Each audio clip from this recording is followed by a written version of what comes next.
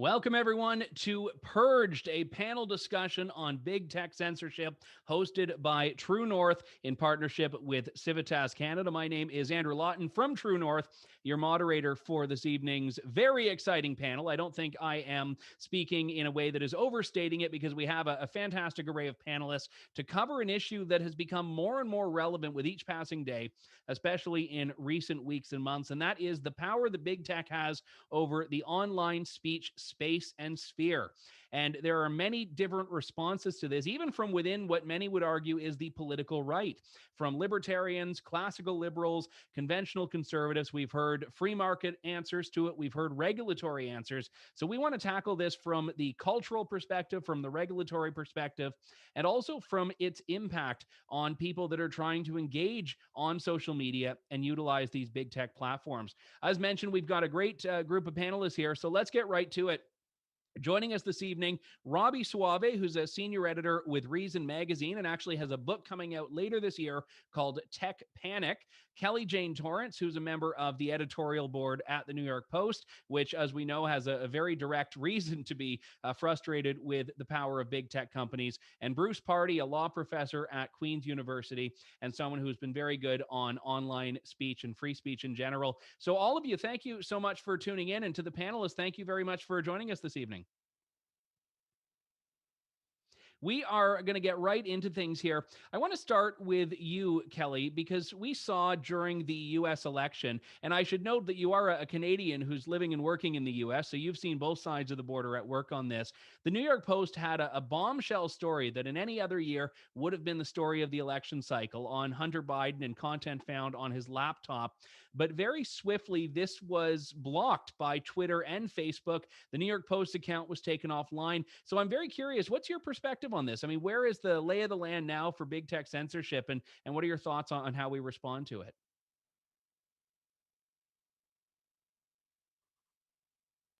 I haven't muted myself now. It's a great question, Andrew, and a big question, of course, which is, why the four of us can have a evening's conversation about this. But yeah, really, what happened to the New York Post during the very tail end of the election campaign really drove home for me what these tech companies are up to and why we should be worried about it. The New York Post, some reporters got a copy of a laptop that Hunter Biden had left at a computer repair shop in Delaware and then apparently forgot about. Uh, some people thought that that was ridiculous. Why would the son of the former vice president do something so silly? Well, Hunter Biden also left a crack pipe in a rental car once after he returned it. So this isn't entirely out of character for him. And the idea that we were not, that we were publishing something that was so suspicious that nobody could believe it, I think was just ridiculous. And what really struck me was, soon after that story was published, one of the executives at Facebook actually went on Twitter, actually bragging about how he was actually suppressing the story on Facebook. They're not even hiding what they're doing. They're trying to suppress a story about one of the major candidates for election, and they're bragging about it. It was incredible. And soon after that, of course, as you mentioned, Twitter not only made it impossible for us to share the story, it actually locked the New York Post Twitter account. And that account was locked for weeks. I am very proud we did not back down. The Twitter demanded that we delete our posts about the story. Keep in mind that Twitter eventually decided that it had made a mistake in suppressing our story. It had first said that it has a policy against distributing hacked materials. Well, the materials weren't hacked. And in fact, Hunter Biden had never claimed that he'd been hacked.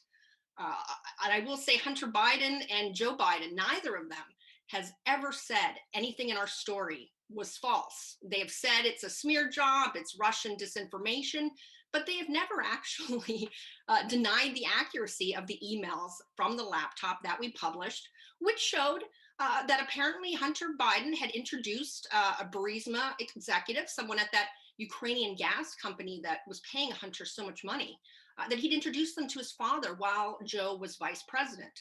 And there was a lot of other information in there, questions about whether Joe Biden was the big guy for whom they were saving a stake in a Chinese company. Lots of great fodder there for investigative journalists, but journalists did not want to investigate. In fact, they didn't even want our story coming out. NPR actually had an article about why they weren't reporting our story, and they said it was because it was a waste of time. Uh, it was really, I mean, it was just quite something, Andrew. I have to tell you, and so we refused to delete the tweets, and we finally won. It took weeks, but Twitter finally gave us our account back, and within days, we actually had far more followers than we had before. So in a way, it was really a triumph for us. And it's only after the election do you now see other media outlets reporting on this story. After Joe Biden won, we suddenly saw some people looking into this, and I think everyone knows now that the stuff we published was completely accurate. Raises a lot of questions. We've had Joe Biden's brother putting out an ad on Inauguration Day, touting his connections to the new president in trying to drum up some business for himself. I mean, they're not even hiding it now, it seems like, but they don't have to, because Joe Biden got elected, and I think the media and social media helped him do that. And so that's one of the interesting questions. In journalism, when the internet started, it was really an option for people to sort of hear other voices besides those in mainstream media, which of course we've been complaining for years, and I think rightly so, that they tend to have a liberal bias. Well, the internet made it possible to hear from more voices. You could search people out, blogs, and then social media came along, and it was really a powerful, I think, platform for outsiders, people who don't share the views of the elites. And in fact, social media has now gotten so popular and so powerful, it's able to actually suppress those voices now. So it's really quite a change from how we first saw those outlets, those platforms develop. The question I think we have as classical liberals, that's how I describe myself, and whether you're a conservative libertarian, you think that private companies have the right to do their business as they see fit. And I certainly think that Twitter has the right to suppress the New York Post and others if it wants to. I lost thousands of followers when after it banned Donald Trump and began banning and suspending a lot of conservative accounts. But that doesn't mean I think it's wise. And I do think it's something we need to be concerned about. What can we do? We sort of don't want the heavy-handed government regulation on it. But at the same time, is this a case of collusion? For example, Parler, it's interesting that Apple, Google, Amazon all acted almost at the same time against this company. You might ask, is there collusion? I'm not even sure it needed to be behind the scenes. I think, once Michelle Obama, for example, called for Twitter to ban Trump, it happened very quickly. And, all of the outlets, Facebook, Twitter, YouTube, moved right away to do that. And it's not even going to serve the goals, I think, of what these liberal institutions want. It's much easier to get people to reject their bad ideas if they're forced to defend them. What we're seeing is they want to put right-wing voices, I think, in some ways, into a sort of ghetto where you're only surrounded by like-minded people. Well, that's a terrible idea if we think that there's some ideas out there that are very bad. The best thing to do is to bring them out in the open, make people defend them. I've had family members send me things that I think they heard from, probably started with QAnon, and asked me, hey, is this true? And I was able to point out to them, no, it's not, and this is why. So hiding that, putting it into a ghetto, I think is a very bad idea. And of course, with Parler, investigators actually used data before they shut it down to find some of the rioters that were causing trouble at the Capitol. So, there's just so many reasons not to keep this stuff closed down.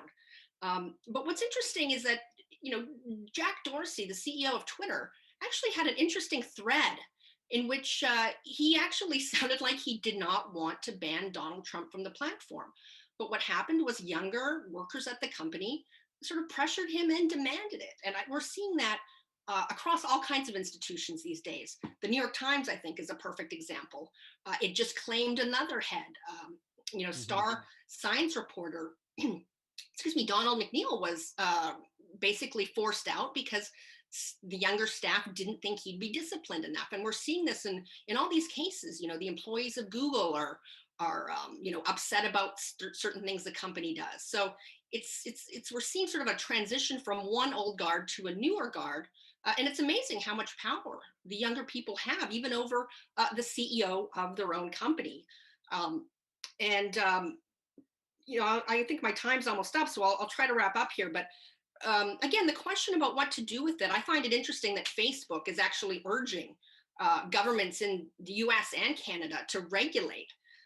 Of course, they would prefer if everybody was on the same playing field, and they feel like, hey, if we're trying to regulate some content, it'd be much easier if everybody was forced to do that. And Andrew actually sent a very interesting article right before this event to us.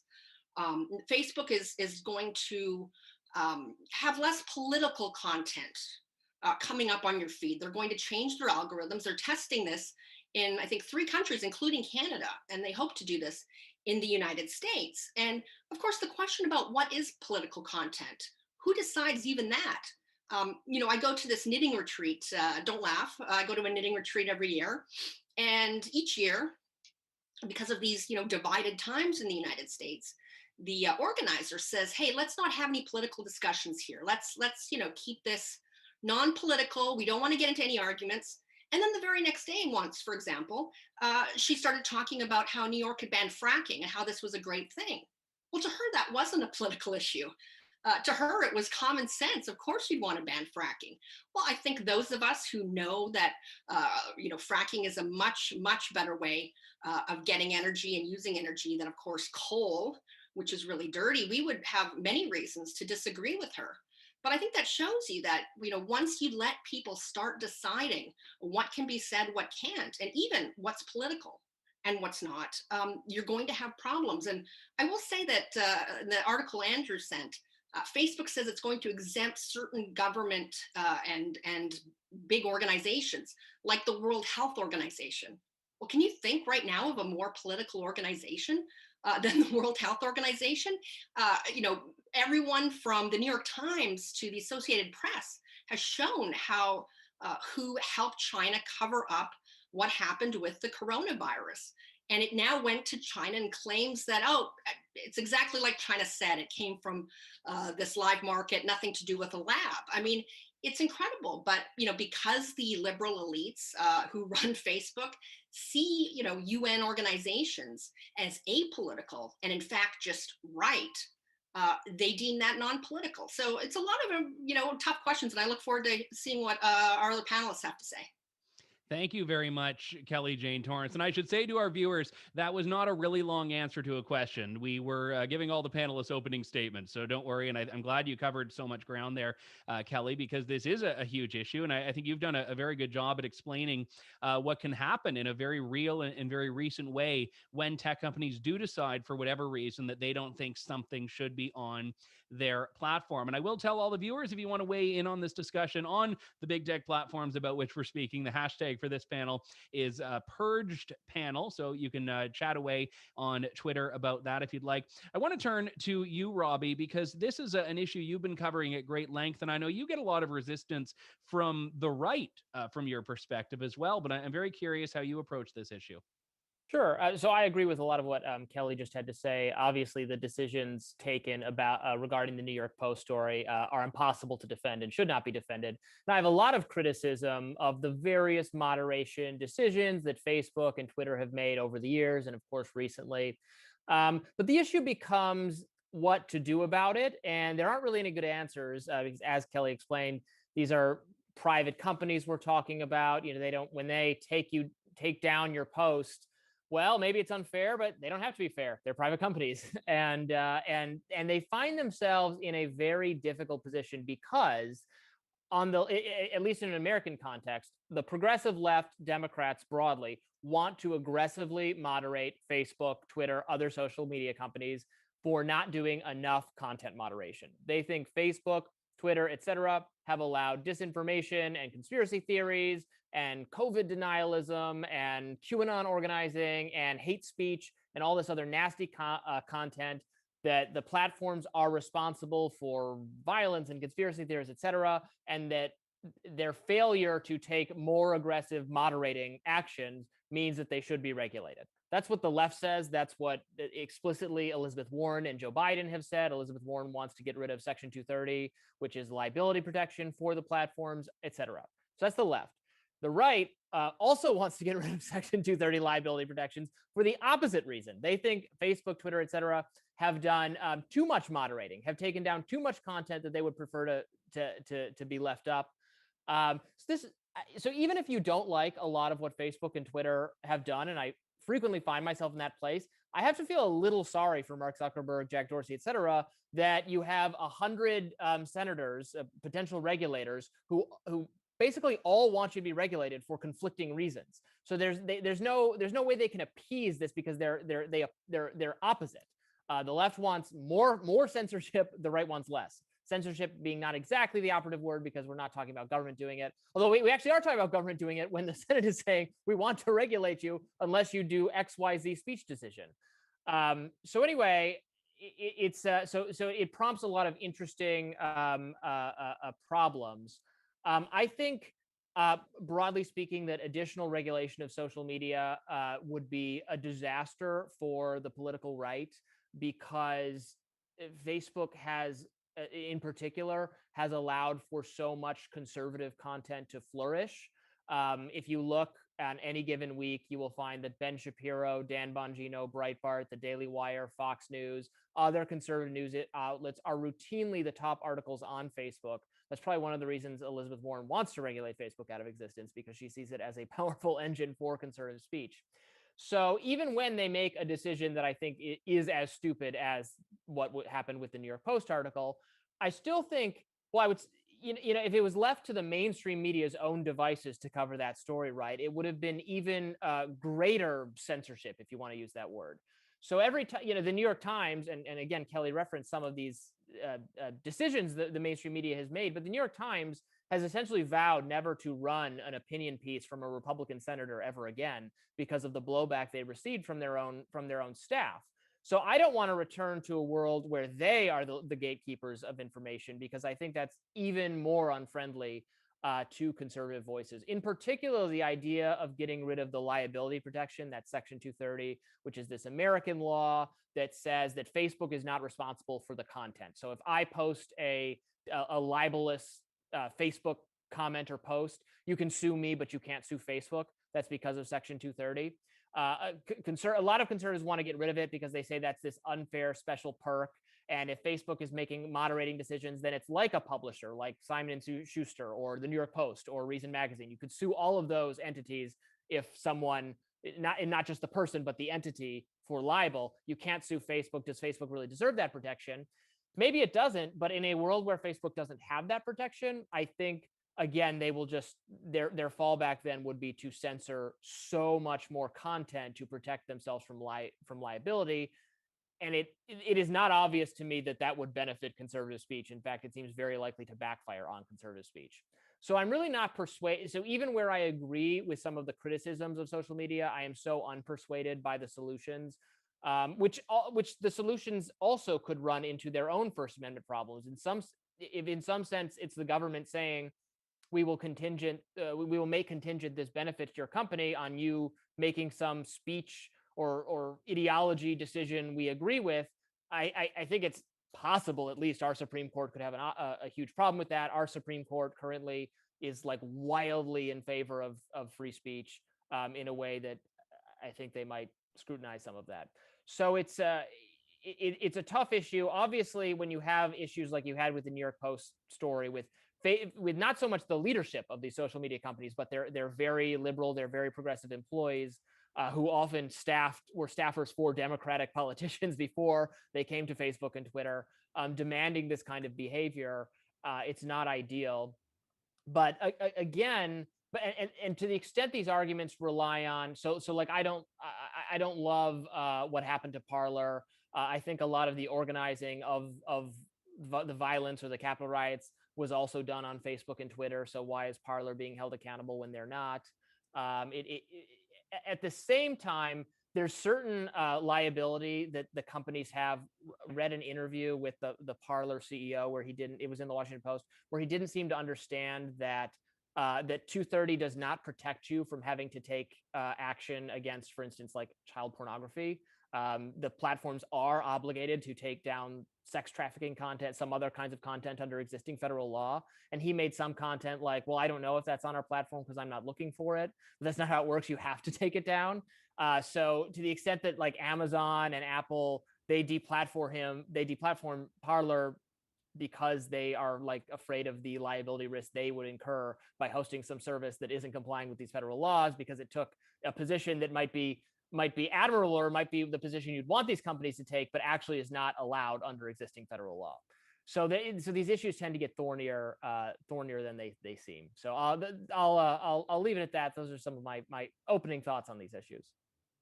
Thank you very much for that, Robby Soave. And one of the notable examples of what happens when government does decide to get involved in this discussion is actually happening in Canada right now. If you're an American, this will just reinforce your worst stereotypical thoughts about Canada. And if you're a Canadian, well, you've probably heard me yammer on about this a fair bit. And that is when a government starts to look at deputizing social media companies to censor content, which is the crux of a proposed law. It hasn't actually been tabled yet from the Liberal government in Canada that will fine social media companies if they don't remove from their platforms what the government determines is hate speech, which may actually be defined in a manner that is distinct from the existing criminal threshold for hate speech. So a level of content that the government would be telling social media companies they have to take off. One person who's been very good on these issues and a lot of other free speech issues in Canada is Bruce Pardy, Queen's University law professor. Bruce, what's your assessment of where things are on this issue? Andrew, this is a bad news story all around. Philosophically, I'm not in disagreement with Kelly and Robby on this, but I think we have to take a step back. One of the weaknesses of the right, if I may put it this way, is our disbelief. We tend to be naive and try not to see what's happening right in front of our eyes. But as Kelly said, they're not even hiding it anymore. And there is, as the title suggests, a purge going on. And it's not censorship, as Robby points out, in the strict legal or constitutional sense. It's not a violation of the Constitution because it's being done by a private company. But the problem is that they are essentially an oligopoly, and that in this sense, big tech and governments are aligned. And if anything, as you point out with the proposed legislation from the Heritage Minister, when the question of regulation comes up, it's that governments want these tech companies to do more of this, not less. And so I would be inclined, so let's put it this way. Here's the situation that we have. We have a set of private companies, which are private. And in an ideal world, I would agree with Robby that private companies should do what they like. And the less regulation on them, the better. But that's not actually what we have. Right now, we have private companies of all kinds who are restricted in what they do by all kinds of laws, including human rights laws that prohibit discrimination. So when you go to the baker, the baker has to serve you no matter who you are or what you think. But the big tech companies can censor you if you're a conservative or a libertarian. And what we have on the table is not getting rid of regulation so that private companies can be private. That's just not going to happen. And so in this real world, if you ask me whether or not it would be a good idea to regulate big tech companies so as to restrict them from censoring just right-wing voices, I would say, well, that's a fair thing. Because right now, left-wing causes and identities are all protected, and the right-wing identities and causes are not. And so if you want to play apples and apples, that kind of restriction should apply to everybody. My preference would be to get rid of all of it, but that's not on the table. Problem is this. That's not going to happen either. As I say, big tech and governments, especially in Canada, but I think even in the States, are aligned on this, and it's the governments that are pushing the tech companies to do more of what they're doing. And they're not pretending anymore. It's not subtle. It's out in the open. And the only solution here is this is going to get worse. It's going to spread. I mean, people have suggested it's going to next go to your email or to your phone use, your texts. So imagine this. Imagine you have a phone with Rogers or TELUS or Bell, and they start to say, well, yeah, you can use your phone, of course, but you can't send messages over your phone that that contain misinformation. And what they mean by misinformation in the current context is information that goes against the politically current view of the truth. And that means the phone company is going to start to watch over you and censor you and restrict your ability. Just like it's possible, I mean, who knows where this could go? Will you not be able to get on a plane with Air Canada if you have the wrong kinds of views? So it's all very well to say, oh, these are private companies. But the problem is we don't have a free market. We don't have a market in which private companies are private. You'll note this pattern. When private companies are encroaching upon interests of the left, a private company is called quasi-public. But when a private company is encroaching upon an interest of the right, a private company is private and can do whatever the heck it likes. Okay? That's not even-handed. You've got to have the same thing happening to both sides. And let's not mince words. This is a question of two sides. We're polarized. All these calls of unity have only come up once the proper side is now in control. Okay. So you're not going to get regulation from governments right now that fix this problem. You're not going to get big tech backing down. This is going to get worse. And it could very well spread, as I said. I'm afraid the only possible solution is a very difficult one, which is that those people who think this is wrong are going to have to build a parallel system, a parallel set of companies, parallel media, parallel platforms. And, myself, I don't know how to do that. But, and we've made a start. There's, Parler, we have True North. We need more of that. We need more of the alternative media and big and technological companies that will provide access to people who the left are now saying are preaching misinformation and making the internet an unsafe place, which is total nonsense. But we're in a dark place. This is a bad corner to be in, and the way out is not obvious. It's not going to be legal. I mean, I'm not saying that there wouldn't be a legal solution if you had governments interested in one, but I can't think of any political party in power in Canada right now with the spine to do this kind of work. So I think we have a problem. Thank you very much, Bruce Pardy, for that. You actually, I think, touched on something that makes a great launching point as we move into the more open discussion part of this panel, which is the parallel societies angle. Because one of the greatest criticisms that I think was directed to people on the right that were taking aim at conservatives for going after Facebook and Twitter was, well, if you don't like it, build your own. And listen, I mean, I'm more of a libertarian on a lot of things. I love build your own, where, okay, if you don't like Facebook, build your own Facebook. And Parler did that. And then we saw in the last the last month and a half, the breakdown of that, of how many layers of things do you need to build your own of? Do you need to build your own cell phone so that you can have your own app store? Do you need to build your own internet so that you don't have hosting companies like Amazon Web Services? Do you need to build how many things do you need to build your own of for that to work? And then are we any better off as a society if we just have, the liberal internet and the conservative internet, for lack of a better term? I'll go to you on this one first, Robby. I mean, what do you think of that argument? Is it practical, and is it a good idea to push that segregation, if you will?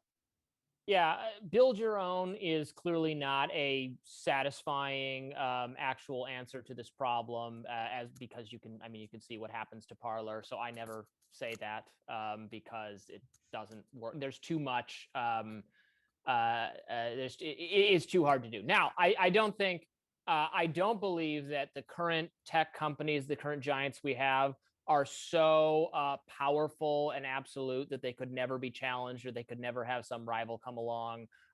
If you think that, it's naive thinking, because every step of the way, if you look at the top 10 internet companies, they have changed over and over again, year after year. Sure, Google, Facebook, et cetera, look pretty dominant now. But when I was a teenager, MySpace looked utterly dominant. And then what happened? MySpace versus Facebook, and MySpace just made a bunch of kind of dumb decisions for what its site looks like. Its site got really buggy with ads. It's like, no, we're just going to focus on music.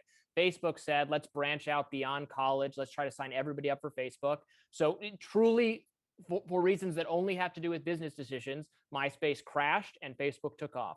You can't convince me that that couldn't happen again with some company to come along. Yes, they'll face challenges from these other companies. But importantly, when people talk about sort of monopolies and antitrust law, so there's no, at least in US law, there's no foundation to punish Facebook for or Google or Amazon for not wanting to play nice with its competitors, right? The foundation of antitrust is some harm to the consumer. And thus far, you can't really demonstrate a harm. You can demonstrate, I guess, harm to individual entities that think they've been wrongly moderated or censored. But the consumer overall is not losing out. It's because these are free products, right? The concern with monopolies is, if Standard Oil has all the oil, then they can raise the price of oil and everybody needs it. But Facebook isn't charging you for the pictures website it has, right? And it's not even that important if you don't want to be on it. So the harm to the consumer has not, which is the entire basis of this category of law, at least in the US, has not been stated. And thus, I think antitrust challenges to these kinds of companies will end up, as a practical matter, even if you don't like the companies, will end up falling completely flat. I want to go to Kelly next, but I want to add something to the discussion based on what Robby just mentioned, which is that a lot of media companies in particular have become very reliant on Facebook and Twitter to get their content out. I mean, we know that print subscriptions are down. We know that cable viewership has its demographics, of course, but a lot of media companies have built their business models around being able to Facebook and tweet links. And in that sense, they are reliant. So I'm not sure if it is as insignificant based on some business models. As Robby is saying, I think these services are generally in our individual lives. What's your thought on that or on the parallel societies aspect? Yeah, I think you bring up a very good point, Andrew. And, I tend to agree with Robby that the less regulation, the better. But Bruce made some good points about this is not necessarily a free market right now. How many Americans have a Twitter account? Not the majority. But think about it.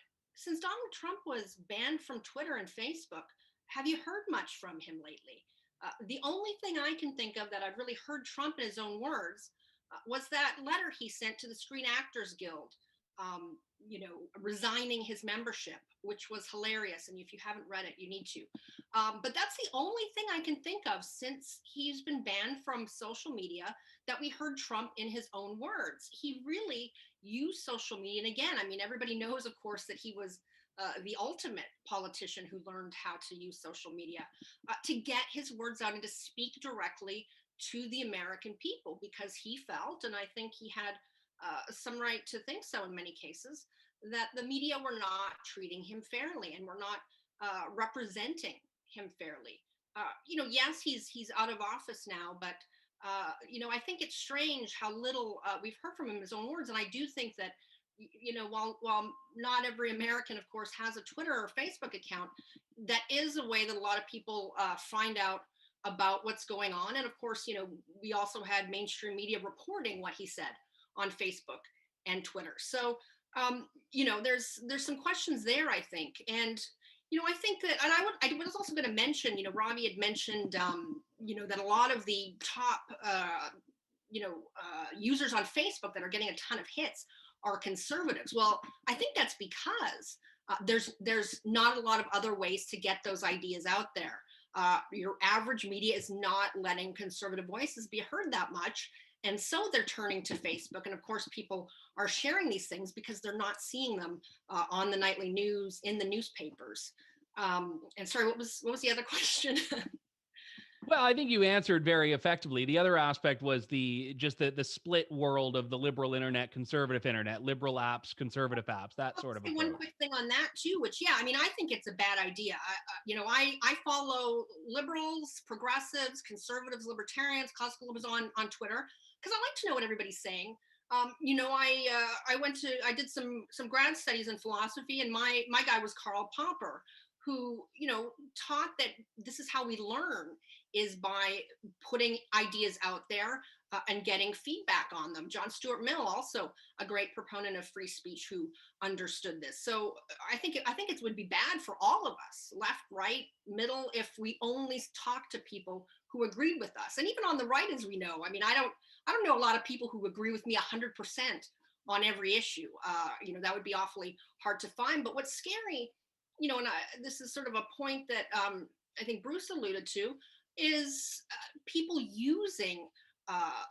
really trying to shut down entire platforms. I mean, you have CNN's Oliver Darcy and Brian Stelter who are musing about, well, can we get Comcast and other cable companies to quit carrying things like Fox News because they are lying to their viewers? I mean, it's incredible to me that hardly anyone seems to call them on that. They're actually talking about getting their competitors off the air by going sort of above them to the companies that put them on your TV at night. And that's dangerous, I think. And again, as you guys have, I think, all mentioned, we love that you can build that thing, but some of these things are expensive and take expensive infrastructure that it's not going to be easy to come up with our own immediately. Yes, and I would agree, I think generally, that the ideal scenario here is that culturally in society, everyone supports free speech, supports open debate, that people aren't lobbying web hosts and email servers to cancel their relationship with clients of political stripes. And that isn't happening. And I guess the problem is when you know that the utopia we're all chasing after isn't there, do you need to go further than that?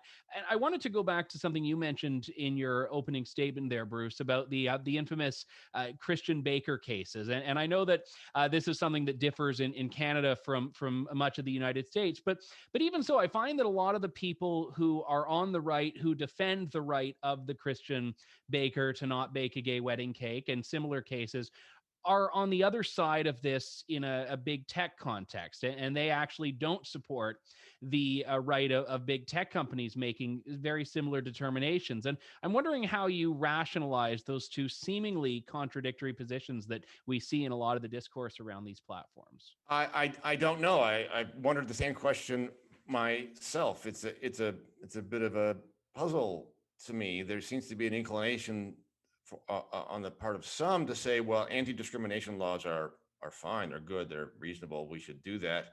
And yet when it comes to this kind of discrimination, they think, oh, wait, you can't touch that, it's a private company. I don't understand that. Yeah, and sorry, to your point there, we do see it both. The left does the opposite, juxtaposition as well, for sure. Sure. But so under our human rights codes, discrimination is prohibited on the basis of a number of grounds. In some of those codes, you have the word, and along with religion and sex and race and so on, you have the word creed. Now, some of us had argued that creed should include political opinion, but that's not the way it's been interpreted so far. But so right now, for example, there's a section in the BC Human Rights Code that prohibits you publishing a statement that discriminates on any of the grounds listed there. So you can't discriminate. You can't publish a statement that discriminates against a transgender person or a person of a certain race, but you can publish a statement that discriminates against the political right. And so that seems to me to be unfair. Why wouldn't you have a level playing field for all of the various causes and identities that everybody embraces? I would prefer not to have that section at all. I think that's a terrible infringement of free speech. Terrible. But the political climate is such that you're not about to get rid of it. So the only case left to make is, look, this is not fair. You're protecting some and not others. So, you try to even it up. But even that is going to be a problem. To the question about whether or not this is a good thing to get silos of left and right, I mean, I agree with you. It's a terrible idea. A terrible idea. That's not the way things should be. But let's not be naive. The direction that we're heading is between having two silos or having one that is left. And that's all. That's what I mean by disbelieving. Listen, the left really means it. And one of our problems is that we don't believe what they have said out loud. Very, very well said. Thank you, Bruce.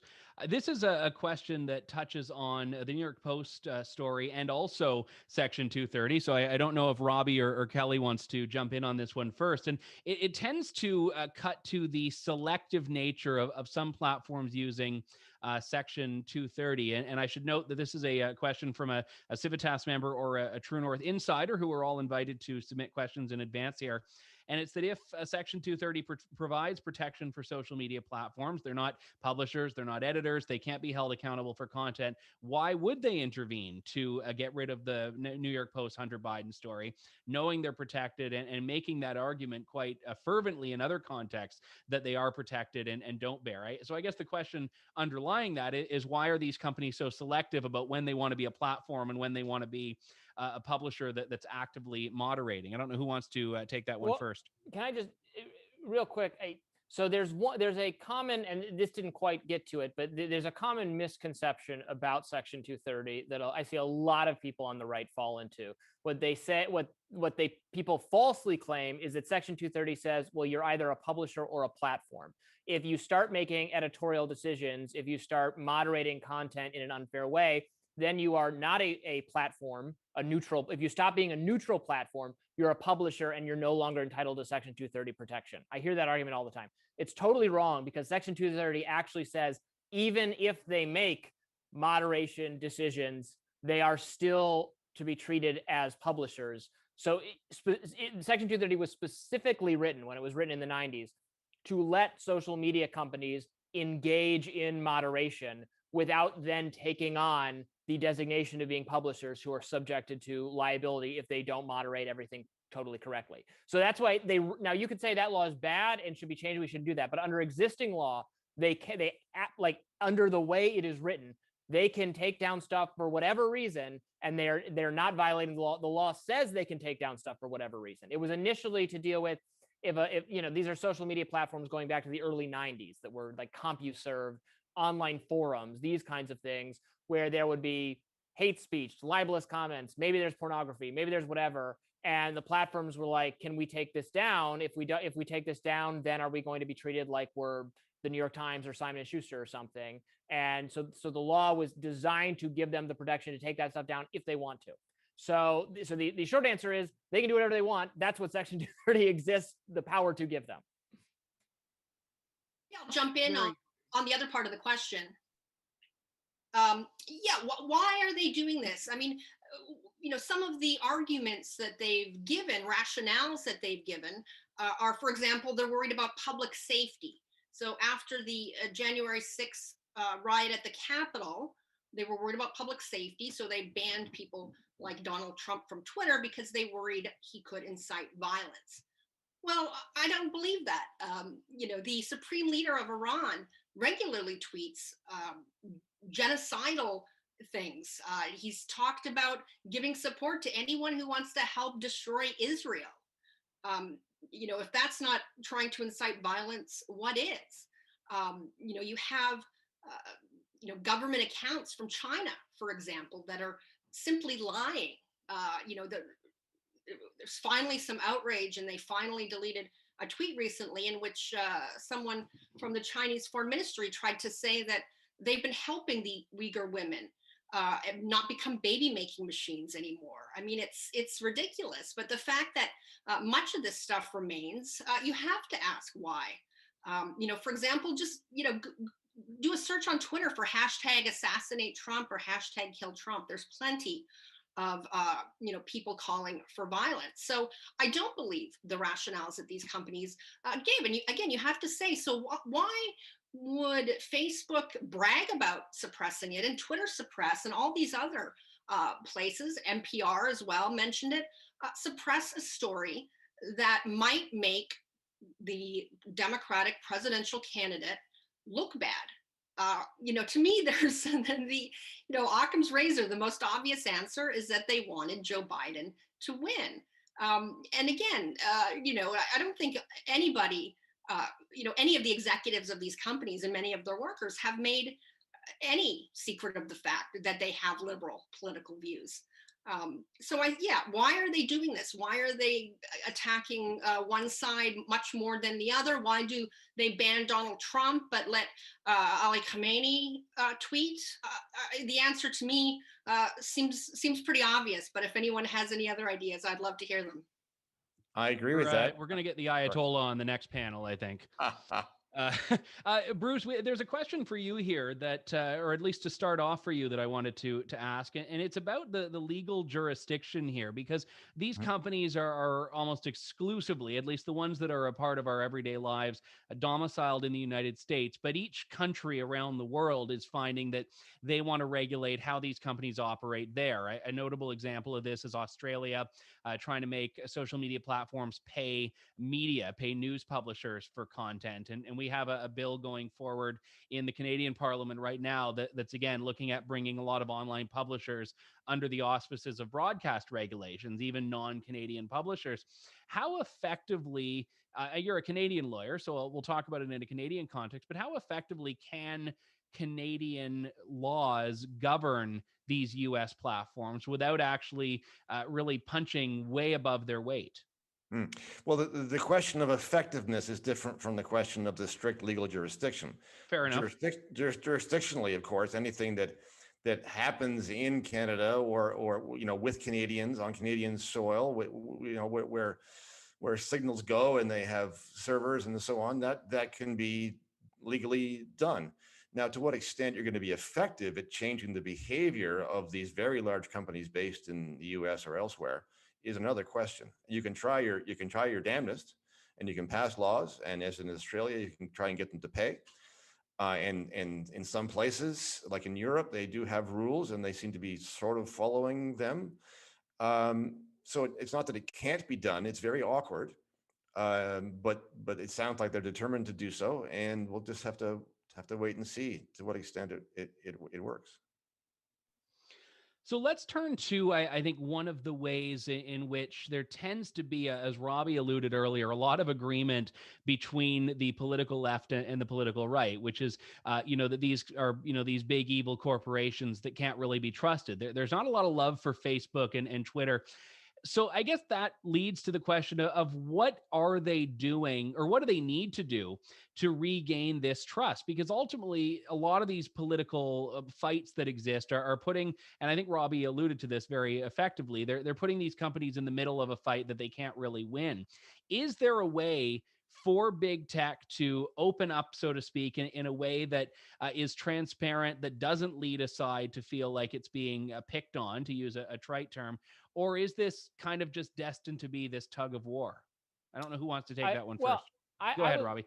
I would qualify what you just said a little bit, because I think the social media companies are unpopular with conservative and liberal commentators and politicians for various reasons, for the very online, because we're paying a special attention to how they've treated the New York Post and other places, and it is rightly objectionable.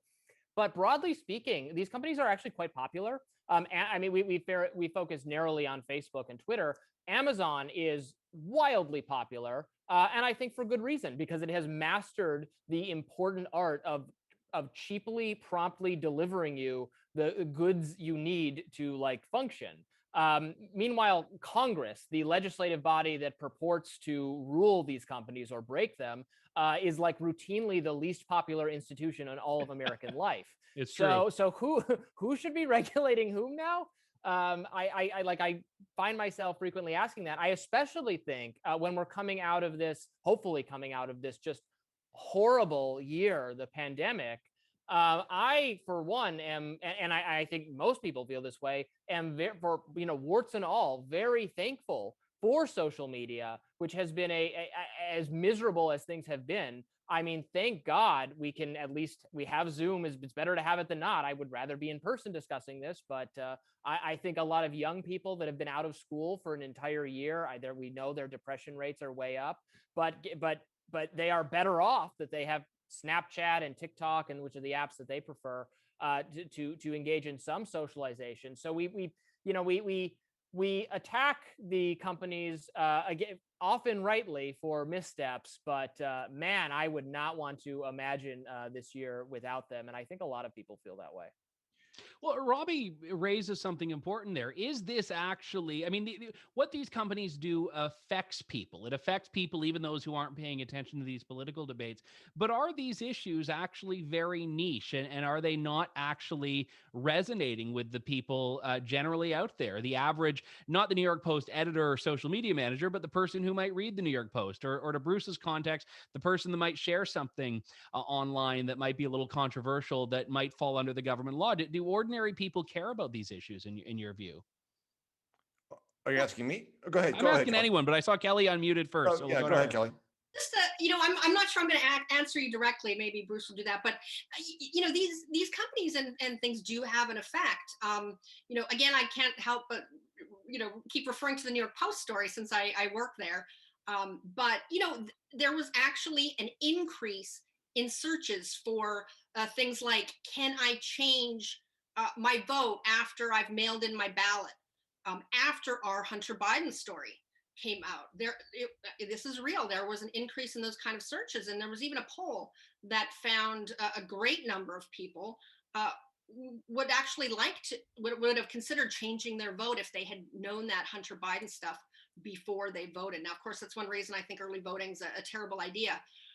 But these things do. I mean, think about what effect the suppression of that story might have had on the presidential race.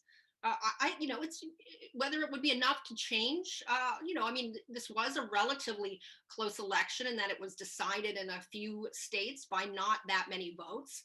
Joe Biden, of course, got way more votes overall than Donald Trump, but those heavily contested states, it was pretty close in some cases. So I think it could have an effect on people. And yeah, I know people, admittedly, most of the people I know, not all of them, but a lot of the people I know are more politically engaged maybe than your average Canadian or American. But I've had friends who have been in Facebook jail, as it's called. They posted something that somebody found offensive and reported it. And they were not allowed to use Facebook for a couple weeks. So yeah, this is something that is affecting people who aren't editors, writers, politicians. You have people who are really engaged in this stuff and concerned about it. My sister, for example, she lives in northern Alberta. She's not a politician or a writer. She owns and runs a shop that sells work gear and safety gear for the guys on the oil rigs. And she's very concerned about this stuff. We talk about it now and then, and she does feel that people with views like hers are really they're trying to get rid of those views. They're trying to suppress those views. So I think your average person, maybe they've experienced it themselves. Maybe they've been put into Facebook jail, but they've seen, they find out a story was suppressed that they would have been very interested in reading. So of course, journalists and political types like us, and professors, we tend to be very interested in these issues and maybe focus more on them than the average person. But I do think they affect the average person, and there is some concern about that. I worry though that in some ways, places like Canada, that doesn't have quite the same free speech tradition, I would say, than the United States. There's much more willingness to have censorship and have the government decide what's hate speech and what's not, and that's a dangerous thing. Agreed. Yeah. We'll go to you, Bruce. I agree. I do not think we should underestimate the effects of these practices on the lives of people in their own personal lives or in the larger political situation. I mean, there's a very good chance that big tech censorship and control in this most recent presidential election might have changed the outcome. It might have changed the outcome of a presidential election. And the Twitter CFO just this morning was asked whether or not, if Trump happened to run again and win, would they allow him back on the platform? He said, no. No way. Okay. If that doesn't tell you something, then it's a kind of willful blindness. And I think we should distinguish between the desirability of the technology and the behavior of the companies. I mean, Robby was saying, well, people are better off with it this way. People are better off with a Facebook and a Twitter and so on. And that's true, but let's go back a few decades and ask the same question about the telephone. If you were ordering a telephone in, I don't know, 1970, you had to order it from Bell Canada. And that meant you had to wait 3 weeks. And maybe it would show up, maybe it wouldn't. Now the question, are you better off with a phone? Well, of course, telephone technology is great, especially in 1970. How do we feel about Bell Canada? Terrible, terrible, terrible. Monopoly. Inefficient, not responsive, terrible company at the time. We're a little better off now because we have two other big phone companies, but they're not really responsive either. So yeah, technology is one thing, but I don't think we should confuse that question with whether or not the behavior of these oligarchs is appropriate. And I think the answer to that is clearly no. You got to watch talking about the telecom oligopoly in front of an American libertarian, Bruce. I think you're breaking Robby's heart here, and you're breaking my heart as well. We know how bad things are there. Kelly mentioned something earlier that I thought was very important, which is that we actually haven't heard much from Donald Trump since his Twitter account was suspended. And there are a lot of people who support that outcome and don't care how we get there. They think that hearing less from Trump is great, so they don't care how we got there. Another example is Milo Yiannopoulos. I remember when he was all the rage in a lot of political discussions, for better or for worse, but he really hasn't been heard from since Facebook and Twitter went after him, and other people that have been forced into the memory hole. We can't go through a big tech panel without quoting an Orwell reference. So the memory hole, so to speak. And I do find that there are a lot of people, and this really clouds the discussion culturally, who support the outcomes because they don't happen to like the targets of it, but aren't really seeing the broader implications and longer term implications of this. Do you think that's fair? I'll go to you, Robby. Yeah. So I think one issue, well, I mean, with a lot of these cases, it comes to, do you think Twitter and Facebook, the rules they have, should they be enforced? If they can't be enforced evenly on every user of the platform, right? That's the issue. Because so Milo, I think, was deplatformed for, violating some rule against doxing or sicking his followers to harass someone else. And I mean, the Trump case is obviously more contentious. I don't think it is. Maybe I am in disagreement with the rest of the panel here. I don't know what they think. While I question the judgment of leaving him off permanently, I think the things he was tweeting at the time of the Capitol riot present at least a fine case for having taken him down temporarily. But then it becomes so. But you're right. Why not Ayatollah Khamenei? Why not the tweets about the Uyghur Muslims? Right? You can point to 1,000 or 10,000 other examples on all these social media companies, because they're so vast and there's so much content, of the rules not being applied, because not everything is. It's not as if it's reviewed and then it goes live. It goes live, and then if people notice it and complain, maybe there's action taken. This is most apparent on YouTube, where there is really no way, unless someone flags it for you. I mean, YouTube, it's some insane number. I recently had to look it up for my book, but it's like thousands of new hours of content every couple minutes. So there's no way to watch it and then have it go live. It just goes live, and later they make some kind of moderation decision if someone complains. So often what looks like biased enforcement of rules is instead biased complaining on behalf of the user base. Someone noticed this and said something, or 10 or 100 or 1,000 people, which made them do something quicker, but no one did something about all of these other things. So that's a problem of the vast amount of content, that the rules will never be enforced evenly, ever. It's impossible to do it because there's just too much content. And ironically, the people in a better position to enforce rules on taking down content are the big players already. So any proposal, especially a legislative or government proposal that would require more moderation or more fair moderation, or making sure they're taking down or not taking down the right people. Well, guess what? Facebook has 15,000 people who work for the company to do moderation. Twitter has only 1,500, and any other company smaller than that would have even fewer.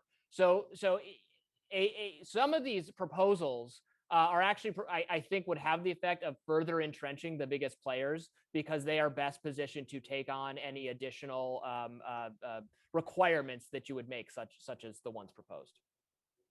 Yeah, that's a fair point. And one interesting thing I find is that because of these bona fide examples of big tech censorship, all of the situations we've talked about, whether it's Trump suspension or Milo or the New York Post story, we know it's real, we know it happens, but it forces a lot of people, especially on the right, admittedly, to have this hair trigger response to any glitch that exists on a social media platform. So people forget that just sometimes tech doesn't work. You know, I had, for example, my Facebook page once disappear, and I immediately went into like warrior mode, and then, you know, half an hour later it was back, and that was that. I know that you know, I've lost a couple of thousand followers after Twitter did the supposed QAnon purge, and that one was timed with, you know, other people, so I knew there was something to it. But I get people, and no offense to anyone viewing, but people who I don't think are the most adept at technology, that, you know, they like an email is in the wrong place and they think that, you know, someone's after them, and there is this problem there that is real.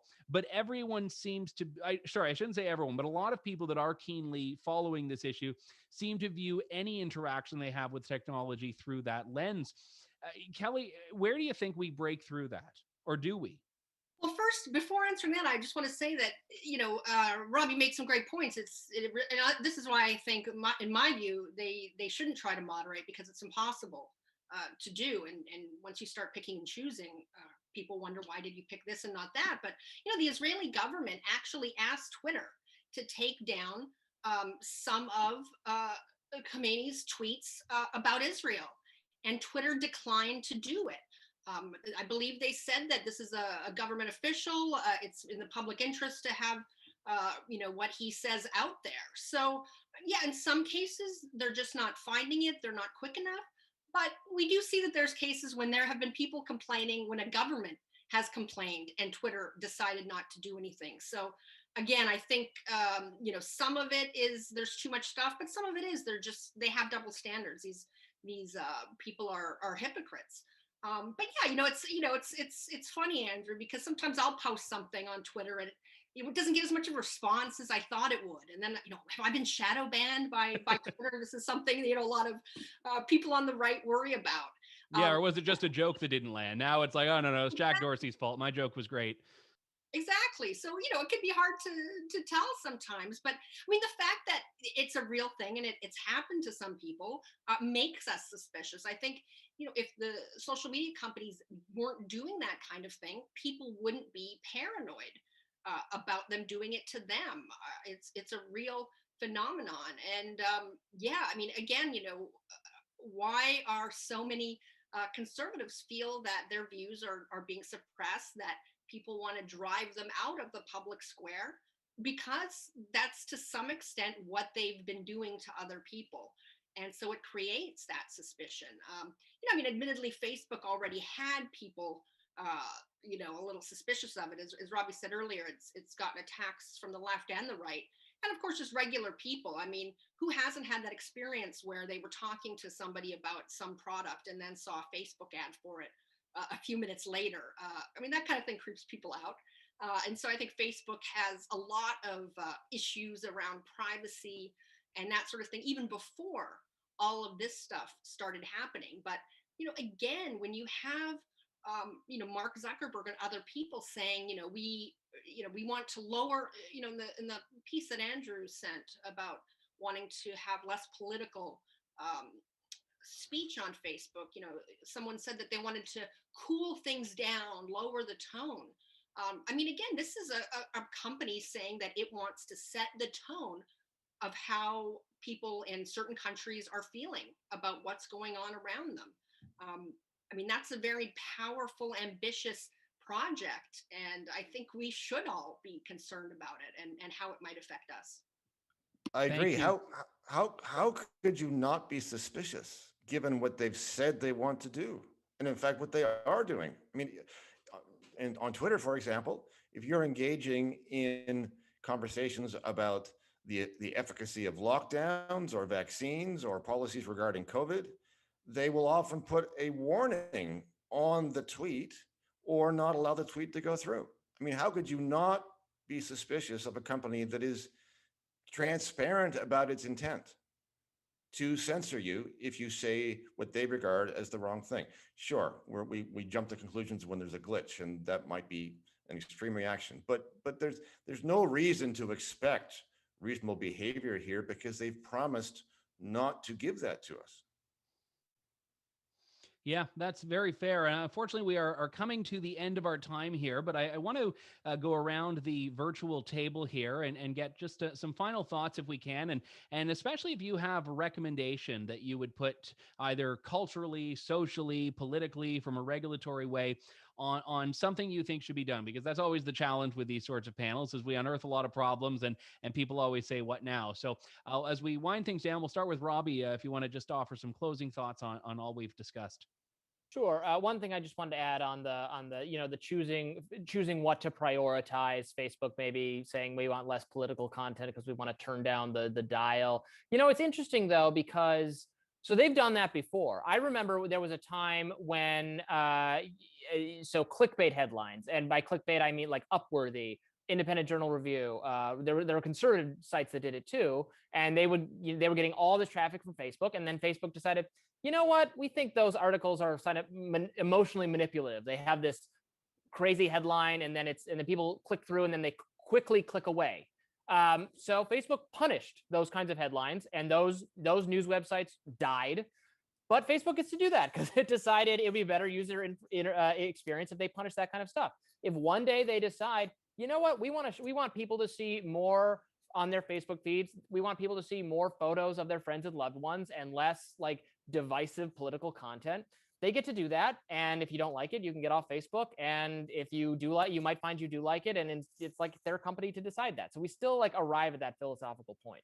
I think, so I will, the area of social media kind of regulation, which I am more sympathetic to regulation, it's not on the political speech bias frame, because again, our laws just, even if there is a problem, the First Amendment, I think, prohibits so much of anything you could do with that in the US at least, maybe not in Canada or elsewhere.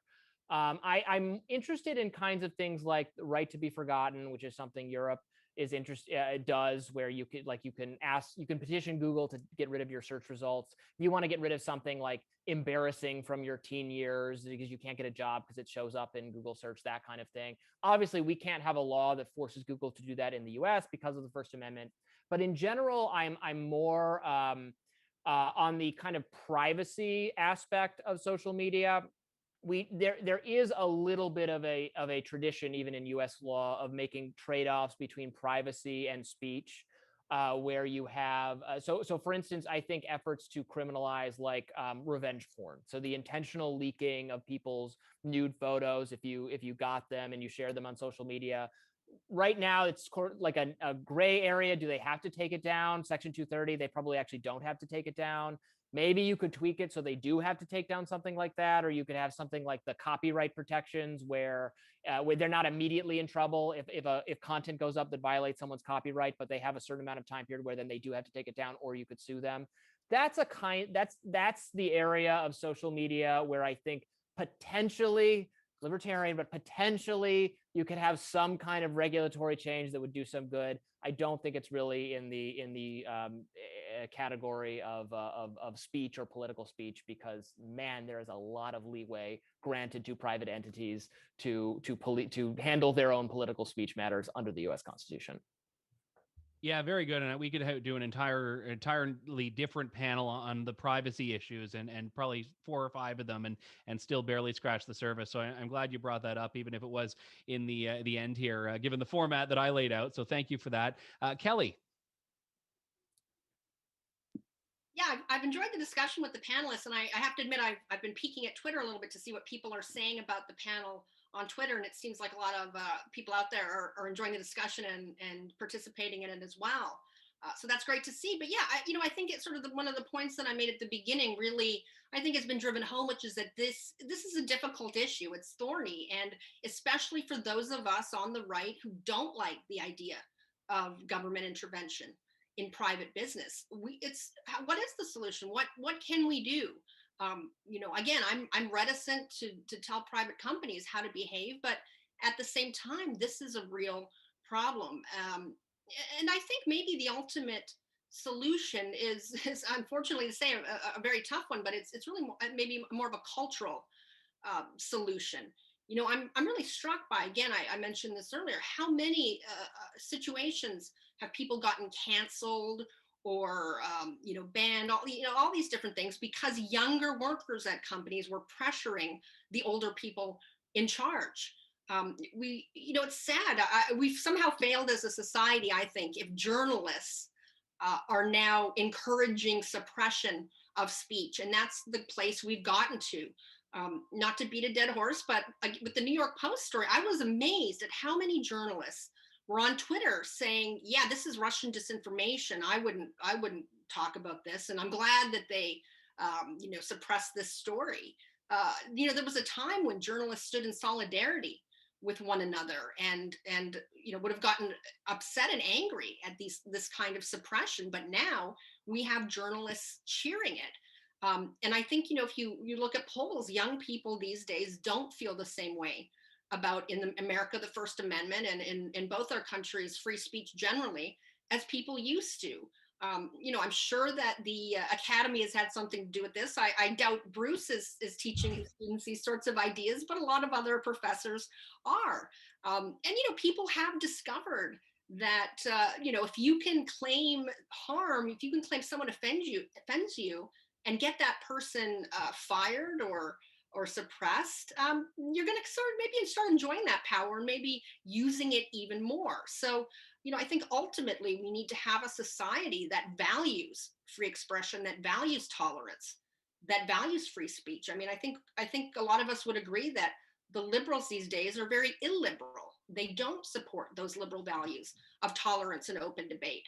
And, it's how do we get back to that? That's going to be a lot tougher than even figuring out how and if we should regulate social media companies. But I think that ultimately that's the way we're going to have to go. Thank you, Kelly. And last but certainly not least, we go to Bruce. Bruce, some final thoughts. I hate to be negative, but I think it is later than we think. If you consider what has become mainstream in terms of views about speech and safety and misinformation, just notice the gap between that and what we regard as our political and legal norms about speech. It's hard to ignore the gap that's growing between those two things. And we seem determined to ignore it. And we shouldn't. That'd be a mistake. Good regulation is not coming. Bad regulation probably is. Bad regulation which will increase this, not decrease it. So let me leave you with a great quote I like from Frank Herbert in his book, Children of Dune. It goes like this: "When I am weaker than you, I ask you for freedom, because that is according to your principles. When I am stronger than you, I take away your freedom, because that is according to my principles." And that's what we got. Thank you very much, Bruce. I think I saw Robby smirk when you mentioned Children of Dune. So we have another sci-fi reader on the panel. All right. Well, I want to give a big thank you to all of those of you who have tuned in, and especially those who have hashtagged along on Big Tech. Well, you still can, to put the ominous dour note there. And to Civitas Canada and True North for hosting this and allowing me to moderate this discussion. Big thanks to Queen's University law professor Bruce Pardy, Reason editor Robby Soave, and again, a plug for that book coming out later this year is Tech Panic, and New York Post editorial board member Kelly Jane Torrance. All of you, thank you so much for joining this evening. It's been a fascinating discussion, so really appreciate it. Thanks, Andrew. It's great. Thank you. Good. All right. Well, that is it for us. We say farewell, but thank you to you all, and have a great day. Stay safe and free.